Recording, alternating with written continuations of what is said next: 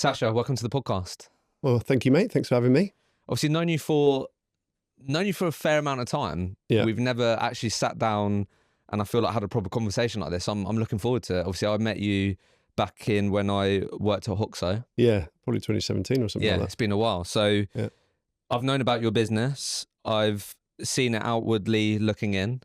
And today, I think our goal of this conversation is we want to talk about something that most recruitment entrepreneurs, recruitment businesses are going to be able to relate to, which is what happened during this crazy period where most would describe it was easy to do recruitment. Yeah. It was easy to make a lot of money, boom period, whatever you want to call it. Yeah. And then we want to talk about, with the benefit of hindsight, what did we learn through that period? And how is now Sasha thinking about the business that you run and what are you now doubling down on? What lessons are we taking with the business moving forward, having gone through that period? So we're really going to just try and have an honest conversation around that boom period. What did we learn with hindsight? And then also how are we now thinking about the business moving forward and what principles we're going to apply, what we're going to double down on is the goal, right? That's a lot. That's a lot.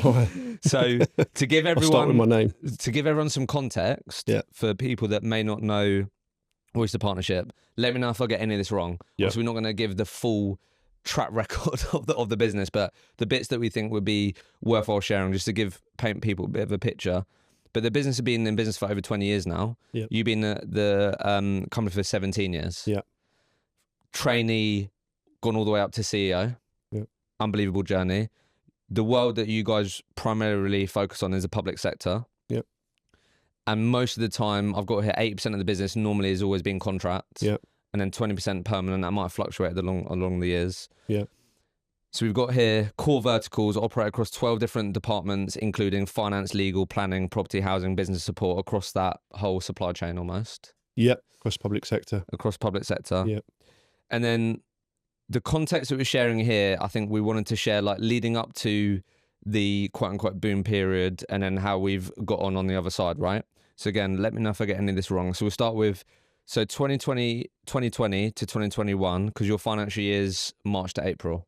April to April. Yeah, April to March. April to March. Yeah. So just high level points here. So 2020 to 2021, turnover 25 million, gross profit 5 million, headcount 69.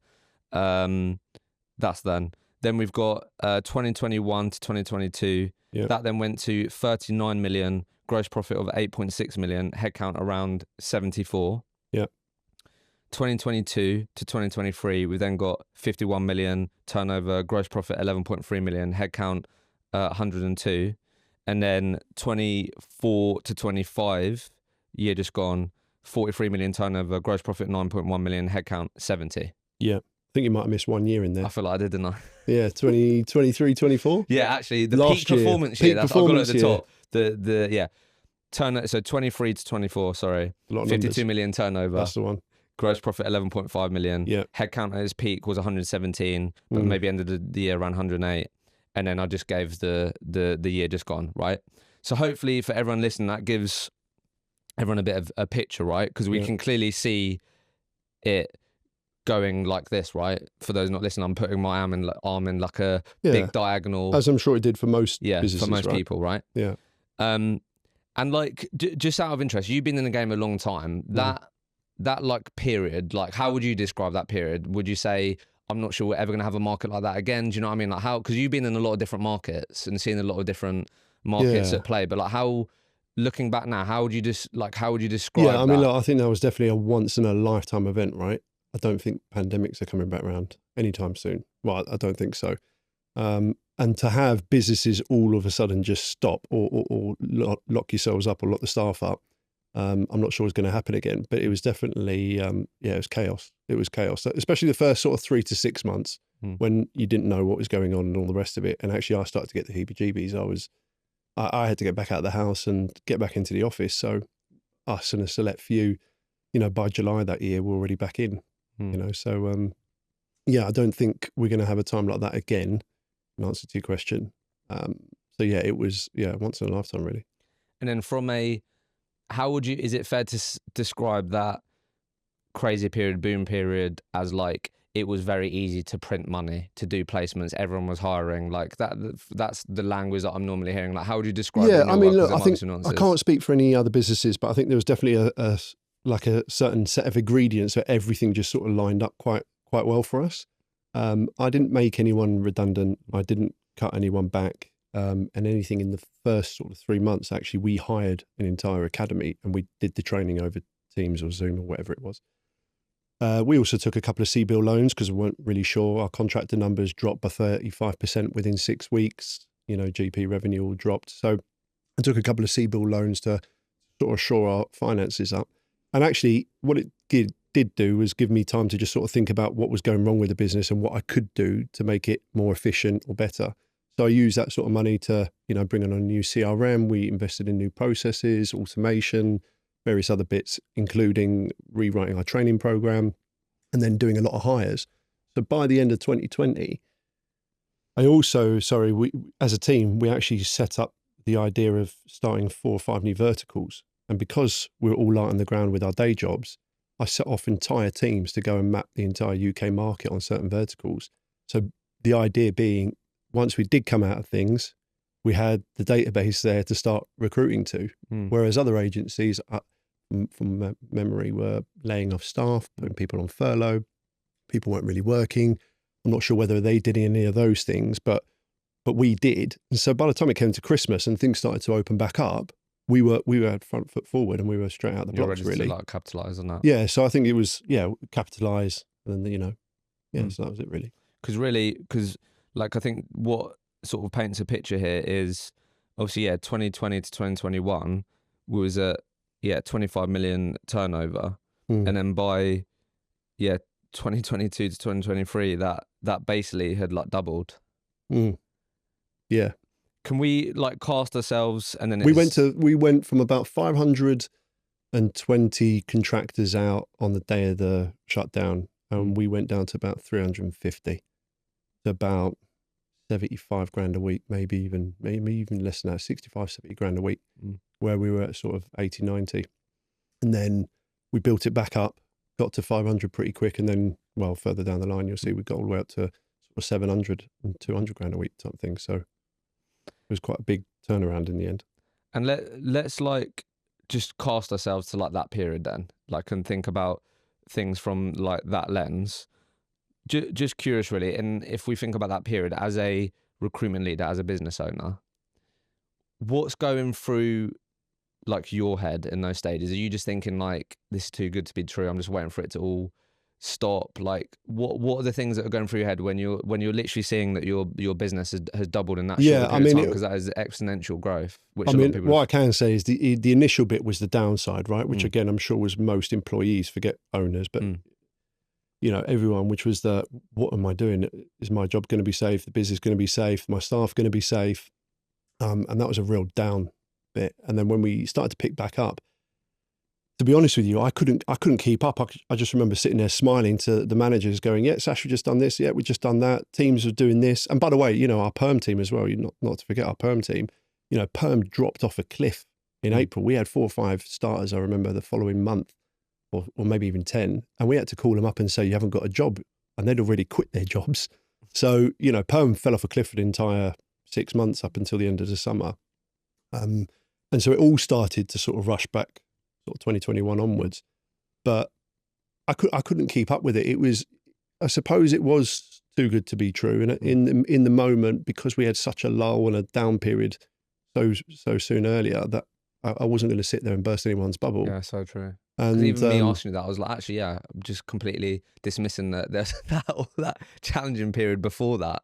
Yeah. And I actually, honestly, I do remember sitting there at the time going, are we ever going to get back into a restaurant? Is it going to ever be normal where we can get on a train or a plane and not have to wear a mask and all that sort of stuff? When 6 months of a certain thing happens and continues, you do forget what the old times were like. So, when billings were happening and people were doing well and all the rest of it, I just, I always think this could be your last deal, so I treat it like it's your last. So I just, we just enjoyed the progress, really. And then just to build on the picture, and then we'll just get into some particulars. Let me know. Obviously, I think what's helpful is how was the business structured, or what did it typically look like from an org chart standpoint, right? So I've got this here. You can let me know. This might be today. I can't remember exactly when we said this was, but obviously in terms of your role, you got 14 direct reports. Yeah, I mean, that's obviously changes depending on what time period you're looking at. But typically we've had obviously directors in the contract part of the business. Yeah, directors in the contract side, directors in the perm, and then managers and layers below that. Yeah. And then obviously the other direct reports would be things like marketing, finance, L&D, HR. Yeah, cool.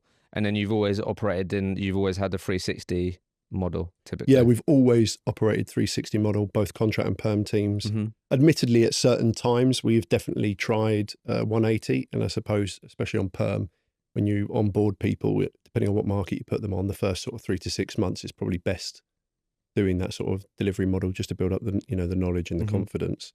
But actually, we typically just operate at 360.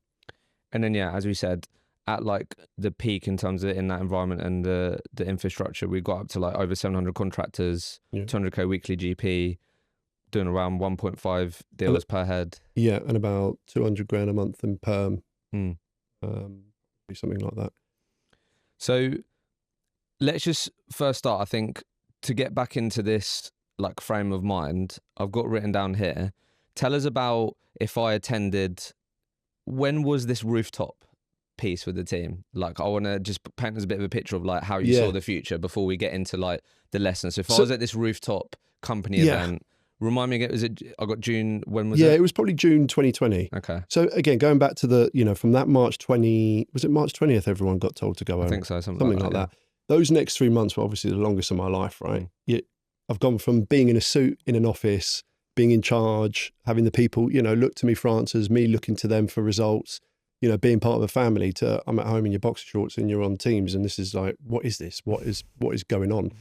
And I suppose the lack of feeling part of something, it started to creep in, purpose, and also panic. I've always been quite a visual person, and I was starting to get worried that people were just going to leave. Admittedly, in hindsight, where would you go? Probably not the best time to be leaving a company, right? But at the time, I did think that. So I started to draw out plans on a presentation to present to the business for the next sort of 5 and 10 years.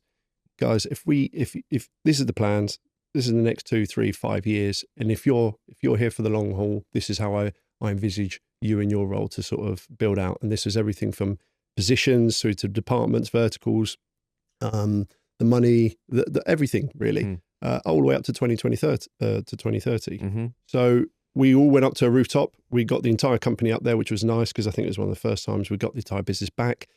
It was weird as anything because even though we were partly outside and it was a hot day, I remember, you weren't allowed to stand up. So everyone had to sit down and you sat there going, you're starting to have drinks and chats with people, but you're not allowed to stand. Like, it was just bizarre. Yeah.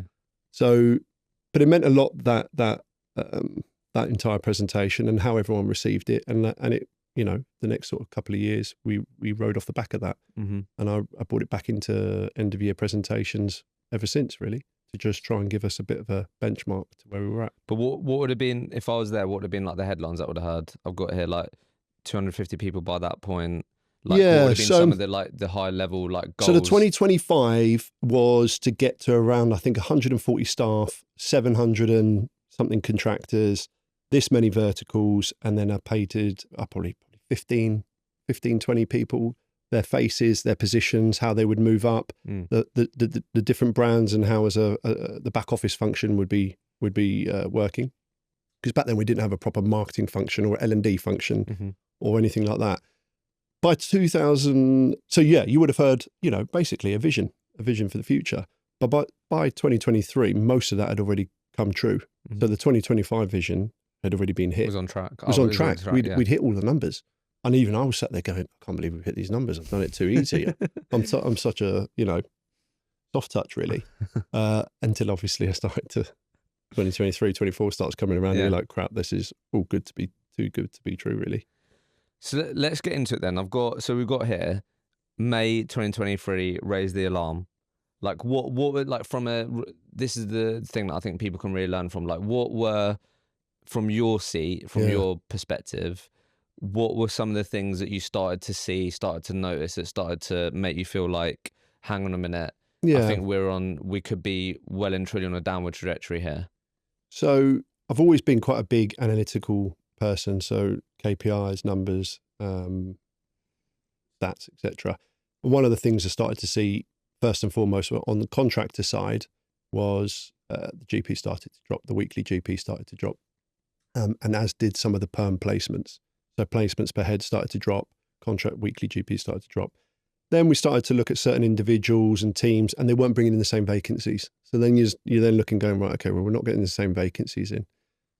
The problem is with contract, as I'm sure most people will know, is, once it goes up, they've obviously ultimately got to finish at some point. So unless you've got the headcount to come in and put even more placements in to outpace the finishers, then at some point, when you've got 770 contractors, they're all going to start finishing. 7 months down the line, a lot of these start finishing. Vacancies aren't coming in. The guys aren't then putting enough starters to counteract the finishers. So you're just then on a downward trajectory. Perm always, because our perm side is mainly private sector, it's different to the public sector. So when there's sort of macroeconomic shocks in the market, etc., private sector is the one hit first. So actually they started to have a bit of a lull mid-2023, quicker than the public sector, and started to go down. And then it went into 2024, then it started to pick back up, whereas the contract market took another sort of 6 months before it really started to have a steep downturn. So the things that you started to notice then are, like you said, basically two things. One, the end outcome from a GP standpoint, that was going down. Yep. And then volume of then vacancies, pipeline, interviews, and then placements per head. And then the problem you have then is, well, people are still doing some really quite powerful numbers. So you don't want to go to them and go, look, you're doing 30, 40 grand a month, but you're not doing enough. But then you're trying to keep up and go, well, actually, are they doing enough? Are they not doing enough? Actually, what are they putting into the machine? Actually, not much is coming back out now. So now we're just riding old previous placements and so on and so forth. So we started to apply pressure effectively, having to look at the stats. And where we took a couple of years, we took our foot off the pedal for a couple of years around things like KPIs and stats. When you then try to bring them into a business or a team, all of a sudden you got people sitting there going, well, hang on a second, where's this come from? We weren't doing this for the last 18 months. Why are you asking me to do this now? I'm doing 30 grand a month. Why are you asking me to do this? And what I want to sort of hear your take on, again, with the benefit of hindsight or sharing some of the things that you did do, is like you might be, as the CEO or as the founder, you can see all those things, but you can't necessarily just go around the sales floor communicating your message right. You've got to communicate it through a leadership team. Absolutely. And that's not easy. No, it's not. So talk to us a bit about that, because I think that's where, because like if you can just see it so clearly, but then you've got to effectively communicate that to people, that then they've then got to communicate that. So how did we approach that? Yeah, so as I said, I started to raise the alarm bell to a few of my leadership team the summer of 2023, and sort of saying, look, guys, I'm not sure these numbers aren't stacking up. We're going backwards. I know you're still at sort of record numbers, record placements, etc., but we are starting to go backwards. There's a bit of almost like a recession, right? Are you sure you've got them doing this? You've got them doing that? Yeah, it's all okay. It's all okay. And when you're, in my position and you've got an office, I love to be out on the floor, but I can't be in everyone's pocket. I can't really, hear and feel and sense everything. You've got to rely on your leadership team to feed back to you. The other thing is, it's always quite difficult to pull people up who are on the face of it looking to do well, and then saying, I'm not sure you are doing as well as you think you are, and being able to have a word, a pragmatic, honest approach chat around, look, if we continue like this, I don't think it's going to end very well, because I think we're just continuing to go backwards here. So, I had to have some, I suppose, uncomfortable conversations, and not everyone's always up for those, those types of combos, because they see themselves as, well, I'm bringing in this, so why do I need to worry about that? This is like the really hard thing, right? Is like, we've got to remember that you was trying to approach these conversations where, like you said, people can look at the numbers and go, Sash, I'm I'm doing record numbers. I don't know if that's the thing. Like, this is why it is unique, and I appreciate you sharing these things, because it's like, I don't know, could you have delivered it any differently, and could it have resonated differently, when really the environment, that a lot of people are going to go, Sash, I'm doing the numbers, mate. Like, I know what I'm doing. I don't think personally, I suppose you could sit there and go, of course he's going to say that, but I don't think personally I could have delivered it any clearer. If you said to me, what have I learned from that? I probably should have gone even more on the not offensive, but I should have put my foot down even firmer, to be honest. And actually, my problem was because I'd let go of things like KPIs and stats and what went into the machine for the last couple of years, that was my fault, right? So I take full accountability for that. So to bring something back and to be able to compare it against something that you've not had for a couple of years is quite a difficult thing. So moving forward, what I'll do is that will never drop off. You know, things like your inputs, the ratios, the outputs and the results and things, those are going to be our benchmarks moving forward. And if you're above those and getting more out of it, great. But that's still the minimum standard. So if anything like that happens again, we can kind of go, well, okay, you're living off the fat of the land right now. But remember, this is, you're not doing this, then you still got to. Because then when you, that makes it black and white then, doesn't it? And we've got the data. You got the data. So what I'm hearing then, and so let's talk about, because honestly, I think I said to you when we prepared for this, the amount of conversations that I've had with recruitment leaders that did go too far that way, which sounds like you did as well, in terms of like, don't care about KPIs, you just care about outcomes. If you're doing well, sweet. Because what I'm hearing there is that when you was having those conversations, when you're trying to be proactive, you're trying to bring light to an important thing that we need to point out, it was hard to do that when you couldn't just exactly point at the data and be like, look, we've been tracking this is how it's matching up. Exactly. You didn't have that also with your message. No. So it was just what my CEO is telling me is like, Sasha, I know what I'm doing, mate. Like we're doing deals, don't need to worry about it. And the other thing that we changed, like in most agencies, but I still say we were still more conservative than most, was we started to relax not standards, but post the pandemic, we were always suited and booted, to be honest. And then we went to dress down. Yeah, I've always seen it. Your business has always been like that. We went to dress down and we started to finish earlier and we started to change the contracts and we were doing what I suppose most agencies were doing. The problem is when you've got all of that, that's okay in a boom market. And then all of a sudden you realize, well, people are working from home, people are not doing this, people are not turning up at this time, they're going when they want, they're not putting in the numbers, they're not putting the KPIs, and then the numbers are just falling and you're like, hang on a second, something's got to give here. So, we had to do some backtracking on a lot of things. Luckily, as a business, working from home has been a stable part of Oyster since the pandemic. However, I would say it's not for a select few, but you can't come in as a trainee and get until you're up to sort of senior. So you're talking about 18 months.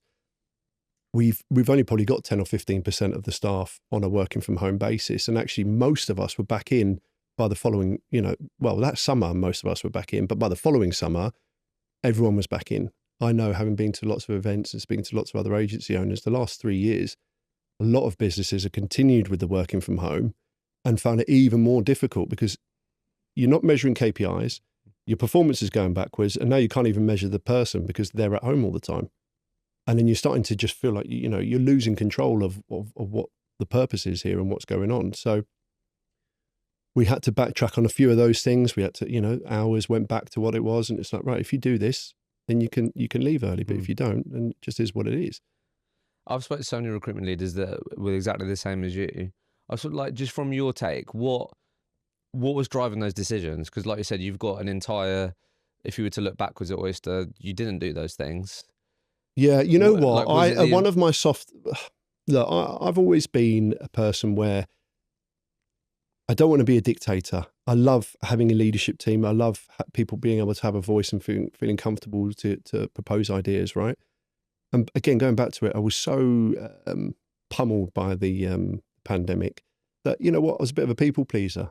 And I didn't want people to feel like they couldn't have ownership over certain decisions and things. It's like, well, hey, if you're running a floor with 20, 25 people and that's what you want to do, look, let's try it. I suppose deep down, always, I was a bit of me going, this is not right. It's not going to work. But remember, when you're a boss, you are one person. Even, there are times a leadership team, even a management, you can be outnumbered. The beauty is we've always had a pretty open, as I said, pragmatic type discussion to things before, but I probably went a bit too soft. And then in time, I sat there going, Jesus, I should not have let those standards. That's what I'm interested in, because honestly, I've seen it nervousness. So much. Nervousness about probably people leaving or going, oh, sod this. Because you remember, when the market was booming, it's also booming for recruiters. So, my staff are getting headhunted 3 times a week. And when they're offered X, Y, and Z and all the rest of it, they can be off to wherever to go and try and increase their billing. So I suppose it's a bit of self-preservation. But I can say that I felt strongly enough about it and confident enough about it within, definitely by 2022, where I was like, look, this enough's enough, right? You can finish at 5 if you've done your stuff. If you haven't, then we don't have an adult relationship anyway, right? Because you haven't done what you're supposed to do. I pay you as basic salary to deliver X, Y, and Z. And if you can't do that, then what's the purpose of this? So I think I brought back enough of it to actually make some impact until probably a year or 15 months ago, where it was like, right now, it's back to pretty much the old way. We still have things like dress down, but it's, it's like what you're wearing, chinos and zip jumpers and all the rest of it. So, but back to normal times, we have a degree of flexibility within the company, of course. You just have to deliver. And if you deliver, then it's cool. If you don't, then whatever. Yeah. Also, the other thing is, it's hard building a culture and having a positive environment is really difficult when half the people aren't there. I've interviewed some people recently and they're like, yeah, we got 11,000 square foot office. We've got 3 staff in there. And you're like, what? No wonder you're not motivated. No wonder you're not learning. What's the point? Like, we all came into recruitment because we all like people, and yet agencies and businesses and people are actually going, I want to sit at home in the corner watching my, teletext and being on the phone. It's just boring. Absolutely boring. I don't think you learn anything. But people can work from home, by the way, and they can produce. But as an overall, I think being in the office, around your peers, learning from the next person or people learning from you is what it should be, at least 80% of the time anyway. Like, I think a lot of people relate to that like, it almost felt like if we didn't go down this path, then others would, right? But let's just talk about, so that was definitely one of the lessons, right? Let's just talk about for a sec, because I think people will still going through this, or still maybe haven't arrived at that point. It's like, actually, no, this is what we are. And I think from all of the conversations that I have with recruitment leaders and whatever success looks like to them, I think the most successful companies have absolute clarity on what they are versus what they're not. Yeah. And they own that and they're authentic about it. Yeah. And I think the companies that have struggled in this period that we're discussing and that we're reflecting on from my conversations is they probably ended up making decisions and building a business pandering to other people's needs. Absolutely. That's and you don't want to be it's your business at the end of the day. You're making decisions. You have a leadership team, of course. But if you're looking around and going, this isn't what's got us here, and this isn't what I believe is going to get us to the next point, that's fine for you to make those decisions. But I think a lot of people were concerned about owning that and being that. 100%. So I think again, with hindsight, and still might be going through this, I don't know, but how do we then start delivering? Hang on a minute, guys. I actually think we were going on the wrong path. This is what we're now bringing in. This is what we're about. How did you start owning that and re-communicating that? Because that's also a challenge, right? Because you're probably going to, there's going to be people disgruntled.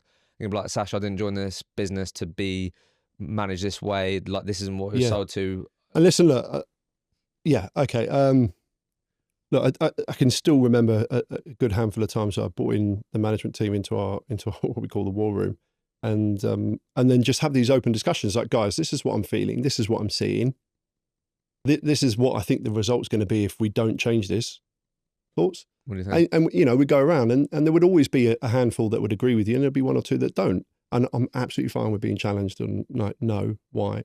Okay, so cool, explain, and let's see how we move forward from here. And then, show our hands on certain things, and that's how we kind of did things. But yeah. So do you think, so then basically it's okay. So in terms of, if I'm listening right now and there's things that I feel like are absolutely crucial for me to implement for my business that I think are important, that I want to bring back in, that maybe I've lost, and I have a leadership team, are you saying then that's how you'd approach it and then be like, right, let's get the people brought in? Or have you then, with other things, you've been like, this is what we are and this is what I'm deciding, you're either on board with me or you're not? I don't know. Is that been part of the journey or no? Yes, it has. I suppose in answer to your question, look, if I knew a couple of my leadership team were on point, on board with me, like anyone would do, it's like, guys, look, I'm going to need your support here and your backing, right? And I always believe if you're going to argue any point, a bit like in sales, you need to have a backup, like, and this is why, and this is why, and this is why. So you've got an example to why you're making these changes. I think open, clear communication around what you're doing and keeping that consistent. So it's not just a one-off and then you decide to get back in your hole for the next couple of months. It's kind of like, right, this is now every month. And then if the things, I think I put in certain metrics for it to change. So guys, right, okay, look, if we bring in this, then we can stay like this, finishing at 5 o'clock. If we don't, we're going to have to put it so everyone finishes at say 6, half 6 or whatever. And only if you're on target, you can finish early. So we started to just play around with making amendments. So it wasn't sort of a hard and fast stop. But I suppose even if I think back to all of that, I was 35 in the pandemic, and I'm still learning, right? And I've gone from running a company of 60 to running a company within a couple of years of 120. We've all moved up quite quickly. It's the first time I've dealt with a pandemic, first time I've dealt with a shutdown, first time I've had to deal with people mutinying about this and that. So you're learning for the first time. I don't know what the stock market's like, and it's much like that with staff and certain situations. I don't know, but now I've been through it. I can tell you now, I'd probably stick with my gut instinct, and 9 times out of 10, my gut has been right about things. Well, no, I appreciate you sharing that, because again, that's an important part of this, right? Is that, like you said, like in order for you to operate a business like that, of course you have to level up yourself, right? And it's like, but that's been in such a short period of time. Yeah, it's like, have you been able to level up in all the areas that you needed to run a company like that? Probably not. It's such a short period of time, right? But one of the things that you did share with me was... Oh, and that was another thing, actually, if you don't mind me cutting you off. That's right. Look, recruitment is one of those, it's a little bit of a fickle thing, right? Because you can do really well, but we're not sitting here curing cancer. We're making placements, right? And then things like the job title starts to increase. The basic starts to increase. And let's be honest, the growth of a recruiter, especially with job title and salaries and all the rest of it, is exponential with just a handful of years. If you think about any of our parents or whatever else, people work for 30 years to get to some of the earnings some people make in their first 18 months in recruitment. The job titles, and it's not necessarily aligned or akin with what I think is actually, worth it, if you know what I mean. And we're all guilty of it, and I would say I'm the same. If you're moving people up the ladder, have they actually been through a proper competency framework? Have they actually been trained? Have they actually been supported? Have they actually earned it? Because I think so much can be placed on billings and money that makes you good because you got that. And it's like, hang on a second, you wouldn't have got that if actually the 3 people before you over the late 8-year period done X, Y, and Z. You're only standing on the shoulders of giants, in my opinion. The way that I've heard this be spoken about, and I'm sure you've sort of heard this in different ways, is I have one company that I've been speaking to that call that recruiters in that period of 2021 to 2023 or whatever, like COVID recruiters. And sort of what that label is that they don't do business development or haven't had to do it. They've got certain skill sets, and haven't had experience with certain things. So I think recruitment leaders are aware of, like, if I'm interviewing someone and all their recruitment experience is from X time period to this, then I'm going to assume that this is what their journey's been like, and it isn't the same as the people that were 5 years before. Exactly. So that is interesting, because then with that comes the challenges of, like I said, well, I'm earning good money, I know what I'm doing, I've been promoted, expectations. Yeah, and as things actually as things started to toughen up, sort of say 2023, the average recruiter tenure at Oyster, I think last check is around 3.9 years, 4 years, which is quite long. Yeah, I think the industry average is like 24 months or whatever. So actually by 2023, when things started to get tough, actually we're already talking about people that have been with my business for 3 years. So if they joined after 2020, they were effectively COVID recruiters. So as things got tough, they weren't used to getting tough. And so then I think when I last checked, it was about 70% of our entire workforce by that point, or 80% were 2020 onwards. So when things started to get tough, I started to have a problem with nearly everyone, apart from a good handful. And actually some of the guys that we still have with us now who punched through, who had the perseverance, the tenacity, who were open-minded enough to take stuff on the chin and go, yeah, you know what, you're right, I need to continue. But other people fell by the wayside. It was like, well, this is not good enough, or you're changing this, and actually you're not billing, and you're not doing this, and you're not listening. And then obviously you got other people swanning around trying to offer 10 grand more in a basic. So then people start to move on. So you have quite a big either exodus because, people are taken out, or exodus because they're not meeting the requirements, either financially, numerically, or culturally. Then it's like, well, ciao. When did you start with a business coach? Because that was quite, because we were talking about there in terms of Yeah. your gut instinct, delivering your communication. You're learning on this journey. Yeah, listen, look, for what it's worth, I'm one of those people, even though I didn't have a direct line manager for many years, I always like to hear, right, what did I do well? What didn't I do well? I feed off that. And actually, I don't care how you say it. I'm one of those people where, you know, Dan, my business partner, when he was sort of managing me, he would say it how it is. It'd make most people cry nowadays. But for me, I just feed off that and go, right, okay, that's what I need to get better at. I've had an NED over the years. You know, I had Russell Clements from S3, sort of 2013 for a couple of years. 2016, I had Paul Flynn from Eurostar for a couple of years. And albeit that was sort of, it was leadership. There was also, you know, structural stuff and strategy stuff. And then about 2023, actually, that's the year, I sat there and I thought, you know what, I'm missing stuff as well. I don't profess to know everything. So I got put in touch with a contact, and I said I was looking for somebody, and then Simon came along. And that was from a leadership perspective to work with me sort of one-on-one.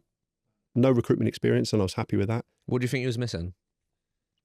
Well, you don't know what you don't know. And for me, going back to it, I like to hear from people that have been there and done it and be more successful. I mean, he built a business from 10 to, I don't know, he went to sold for 200 million. And I want to hear how he's done that. I want to hear what I can do to get better. I want to know what I can learn from that person or the next person, because that's what I've got to aim for. I want to be the best version of myself. So, you know, I had some tough conversations, you know, from that point onwards. I think he joined sort of October 2023. I've been with him ever since, and you know, it works, and I learn, and I think I'm getting better. And you know, if I'm getting better, then my leadership team are getting better, and if the leadership team are getting better, then everyone else is going to get better. So it's kind of, let's just dig into that. It's worth it. What were some of the things that he specifically made you more confident in, right? Because it was around. Yeah. So going back, so sorry, because you're by yourself. You know, you're in a room. If you speak to people below you, I mean below you in the nicest possible way, you can ask them for their opinion, and I do on certain things. But if I sound check everything, people are going to sit there and go, "Does this guy know what he's doing?" So when you've got colleagues though, or you've got somebody above you, you can always go to them, and they're going to teach you. No, that's not the right thing to do. Say, no, that's not the right decision. Or why don't you do this? Or have you thought about that? Or you know, coach it out of them. So with him, it's being able to have the confidence going, okay, I was on the right track. And actually somebody outside, external, they don't know any of the politics, they don't know any of the cultural aspects of the business, they don't know the performance. It's just more me and them. So it really does help. It makes you really think and just become, I suppose, more confident or more aware of, you know, your decision-making process or how you put, you know. So it sounds like basically more like one of the big things it's helped with is you believe certain decision, and before, let's be honest, you just got to go with that. You're not sense checking out of anyone. I've been here since I was 22. Yeah. Do you know what I mean? I've not been to business school. I've not been to uni. These are all things that I've learned on the spot. And so much like let's just say like a single parent. I'm not a single parent. I've had to learn bringing up the kids myself. And I don't know, you know, you don't know what you don't know. And then when it gets to that sort of size, you've gone through a pandemic. As I said, you've lived off, you know, the boom times. And then when things start to shrink, you sat there going, shit, well, I can't put it all on me when it was going well and then not put it on me when it's not going well. It's like, it's on me. It's you know, I'm the captain of the ship. If it's starting to sink or go off course, then that's my fault. So you start questioning whether or not you've, you know, made the right decisions, if you're doing the right thing, if you've got the right, you know, everything from tone of voice through to, you know, everything. You start questioning every aspect of the business, from job descriptions through to people in their positions, what we're doing, our dress codes, our timings, everything really. And that's the markets. That's hard to go through all that and then not have someone, like you said, to be like, what do you think of this? Like you said, there's no other person for you to go to. Really. No, there's no other person. It's almost like therapy. It is like therapy. And actually I would suggest, you know, even doing that is quite a good thing, because it just makes you more aware. And then just to round this part up, because I think when me and you prepared for this, you was really honest with me, and you said one of the things that still might be figuring out now is you as a person, as a leader, can be seen as like befriending people, and like that line sometimes of like, Sasha, the CEO, whatever, like, I'm making this decision because it's right for the business. Believe in that with you being the people who've been on a journey with you. Yeah. Not like, I don't use like you're like friends with them, but like we're pally, I don't know how you want to call it. Show me how you still might be working through this, I don't know, but like I'm sure recruitment leaders can relate to that. They've had those moments with their team on the lunch clubs and these things, and you know, when we're getting to the journey that you're at, you've got to be confident in the decision. It's like, this is where we're at, this is the decision I'm making for the business. I mean, look, if you go back a little bit, I was probably mid-20s, late 20s when I started managing the business. So I'm effectively the same age as most of the guys anyway, and in some cases younger than them.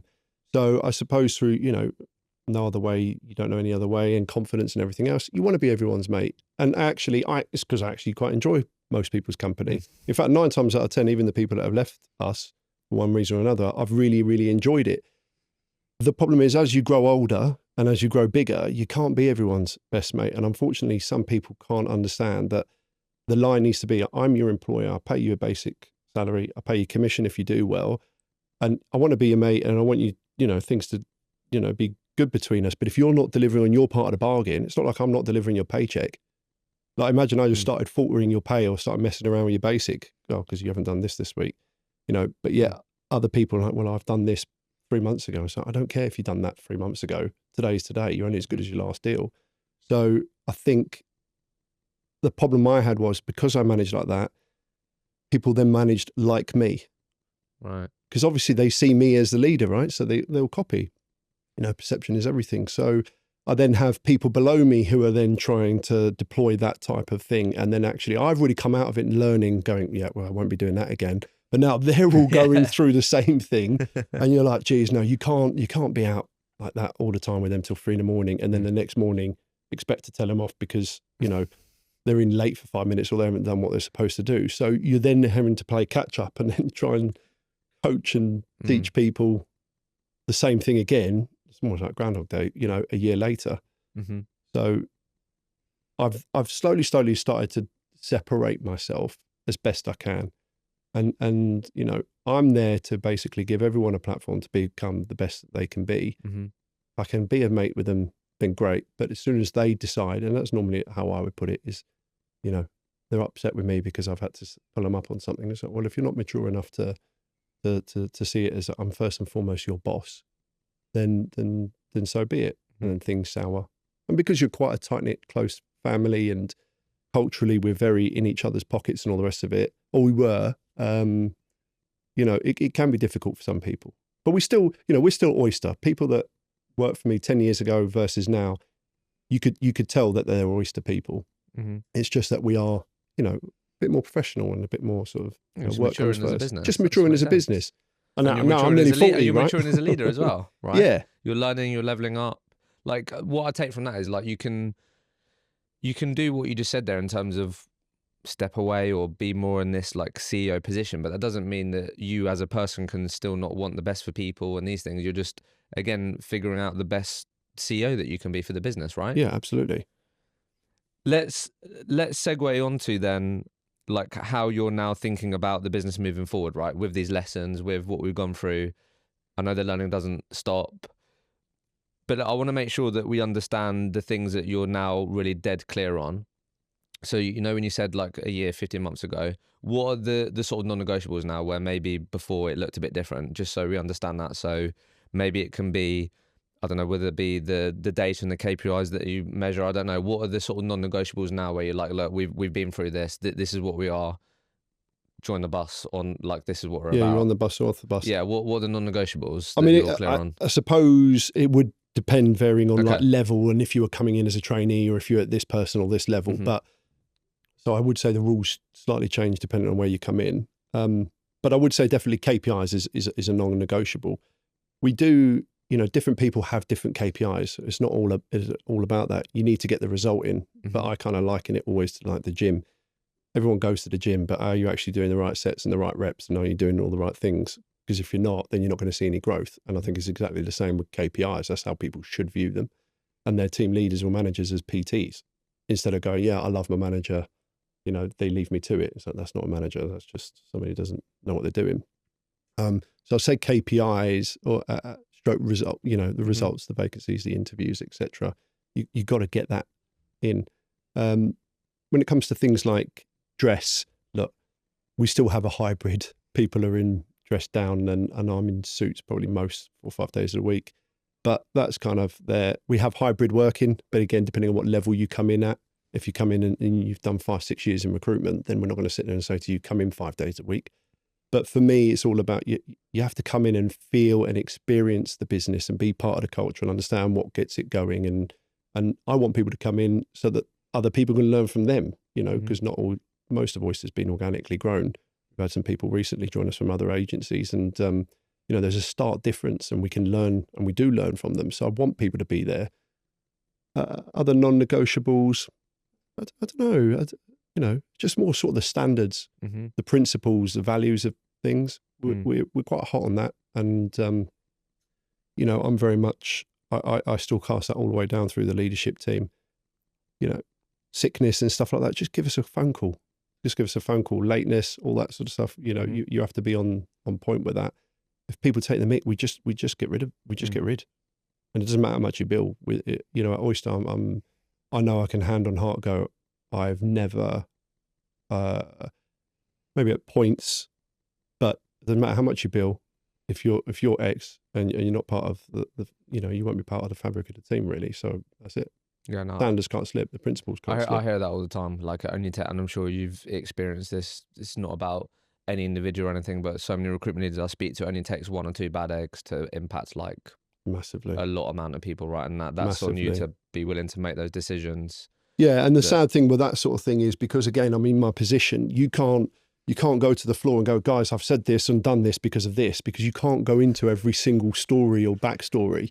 So the problem is the people on the floor won't see half of it, and they'll just see that somebody's left or some things like that, and they think you're the bad person because, stories get around like wildfire, and it's always Chinese whispers. But you can't always be open and honest as you perhaps want to be. So let's just now think about moving forward as you're thinking about the future of the business, what we're doubling down on. Obviously, we're just into a new financial year for you guys. Yeah. So like let's say that we're going to have another rooftop event this June. Yeah. What are we hearing at that might be a bit different? I don't know. How are you thinking about the future of the business? What are you doubling down on? Okay, so one of the things I put on there was definitely that the headcount. And back in 2020, I was sat there going, there's some companies out there and there's some brilliant ones. And I know I've met the CEOs that 200-300 people. And being honest, I've always sat there and gone, why can't I, if they do that, why can't I do that? So that was definitely part of my plan. The headcount was seen as this is a sign of success. If we get to 150, then we get to 200, then we get to 250. And of course it is.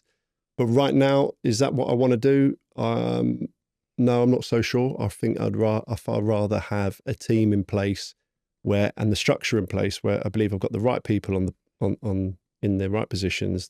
They know what they need to do. They've been coached and taught and whatever else. And we give them enough responsibility where their bandwidth's not stretched to the nth degree. And we just kind of build up.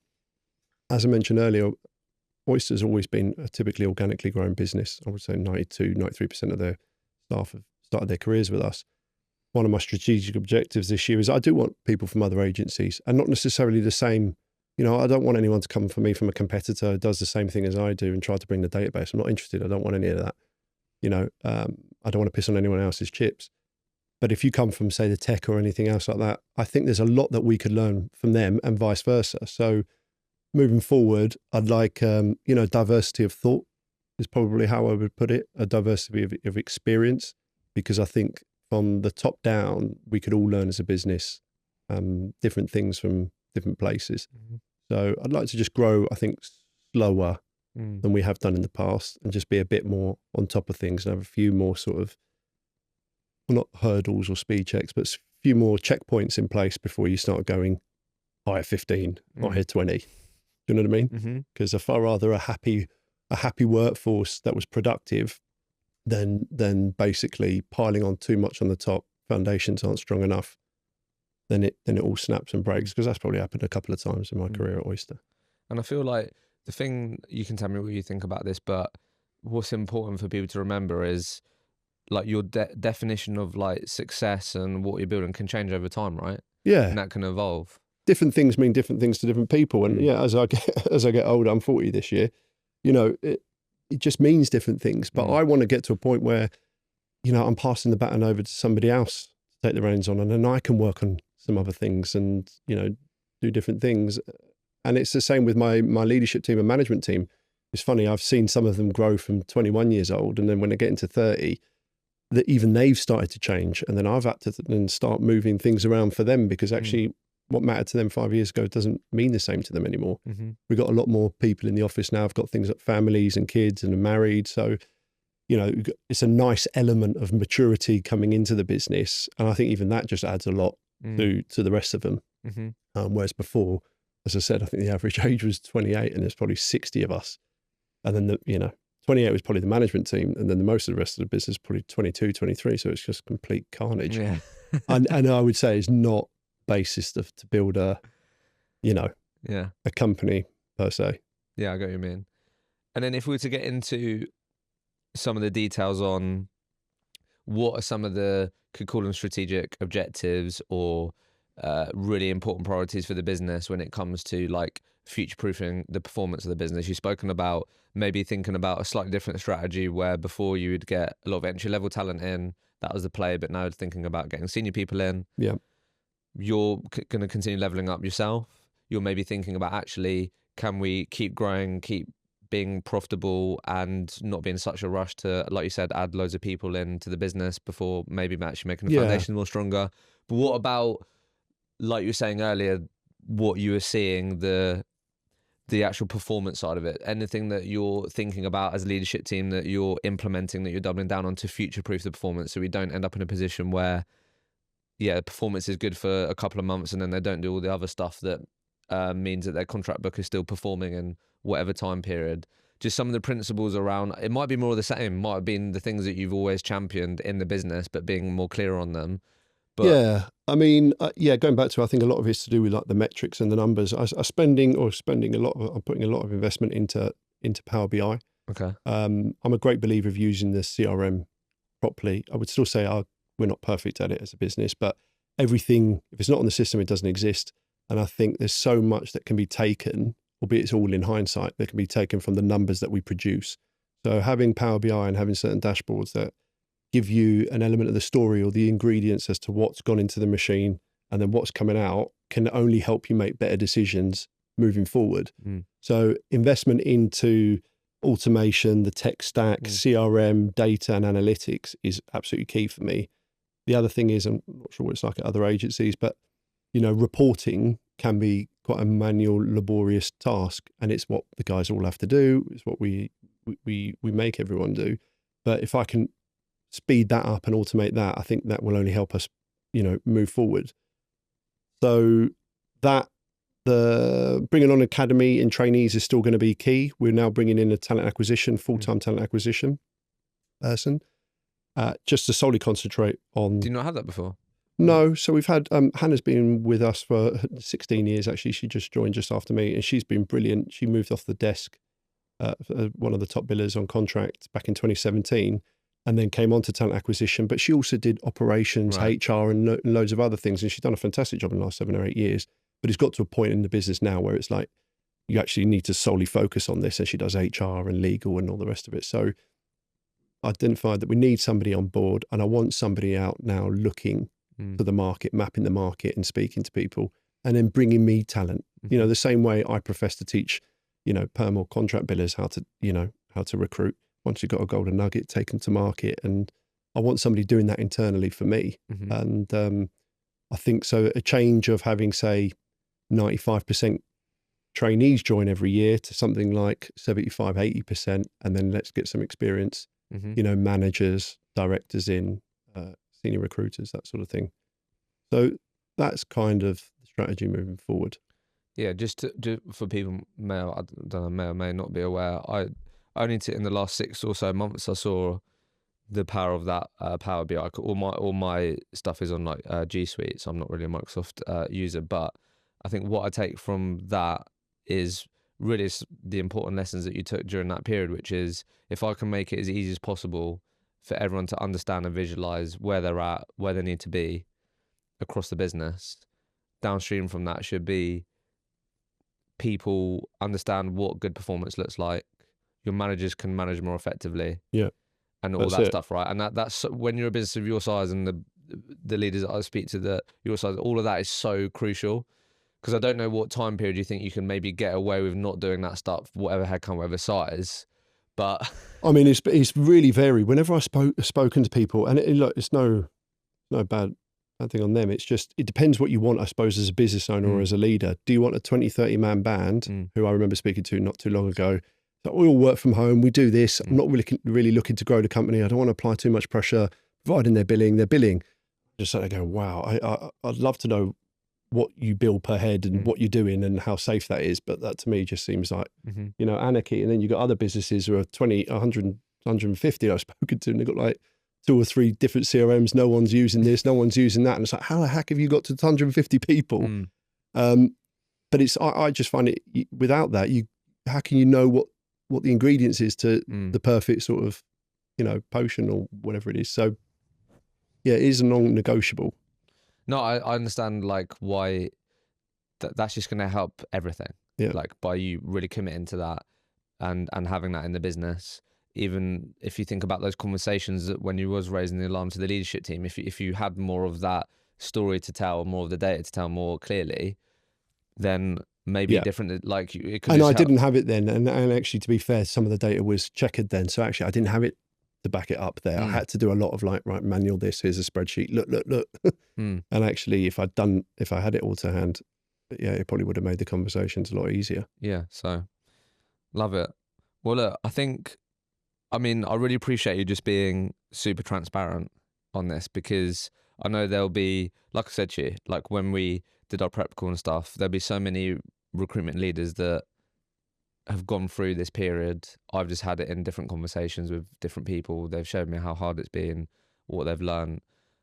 But I think you've been really transparent here on the things that you've learned, the things that you're now doing to future-proof your business, to you've continued to commit to leveling up as a leader yourself. Yeah. And I know a lot of people will appreciate that and learn from that. So just a massive appreciation for coming on the pod and sharing all of that. Well, thank you. Hopefully it's not been too missing my lines a few times. All good. Thank you. Caught out, but thanks for having me, mate. Appreciate it. Thank you.